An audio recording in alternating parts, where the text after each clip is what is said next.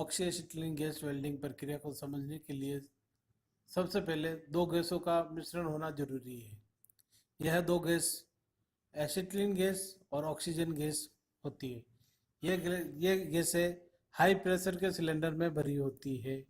Oxygen gas oxygen के cylinder में और एसिटिलीन गैस एसिटिलीन के सिलेंडर में भरी होती है। ऑक्सीजन सिलेंडर ब्लैक कलर का होता है और एसिटिलीन सिलेंडर रेड कलर में होता है। इन सिलेंडरों के सिलेंडर वाल्व पर अलग अलग रेगुलेटर स्थापित किए होते हैं। ये रेगुलेटर पीतल के बने होते हैं।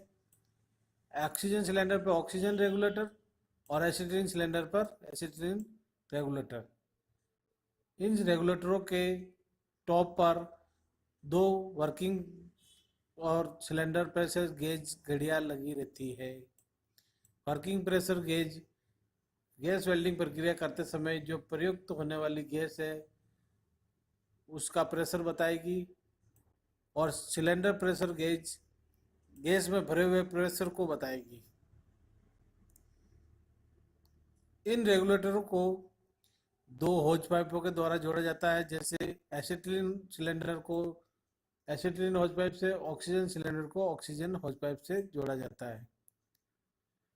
इन होज पाइप के दूसरे भाग को गैस वेल्डिंग टॉर्च के आउटलेट वाल्व पर एक होज क्लिप के द्वारा टाइट कस दिया जाता है, जो कसते समय लीकेज का विशेष तरीके से ध्यान रखा जाता है। इस ब्लो पाइप की टिप पर दो समान अनुपात में दो गैसें ऑक्सीजन और एसिटिलीन को मिलाकर जलाते हैं तो एक ज्वाला उत्पन्न होती है। समान अनुपात पर दोनों गैसों को मिलाने पर उदासीन ज्वाला उत्पन्न होती है, जिसे न्यूट्रल ज्वाला भी कहा जाता है।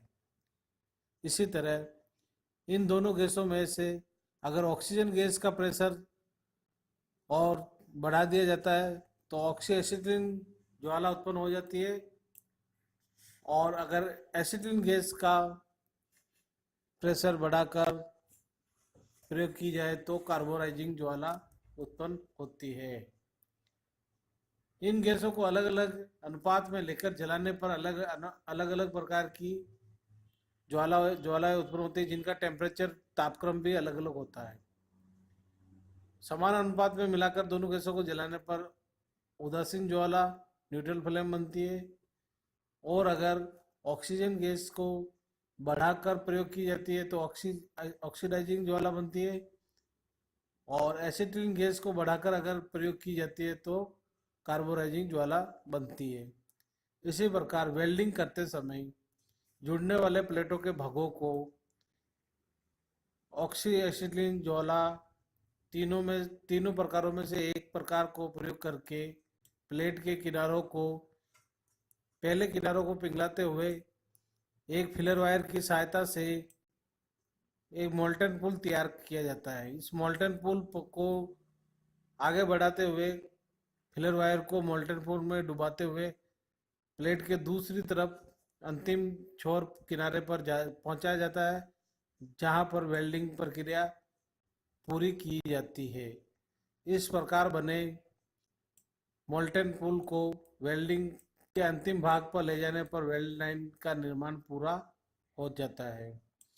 ये सारी प्रक्रिया रासायनिक केमिकल गैसों के सहायता से संपन्न की जाती है, जो तीन प्रकार की ज्वाला का प्रयोग करने पर अलग अलग प्रकार की धातुओं के लिए उपयुक्त होती है।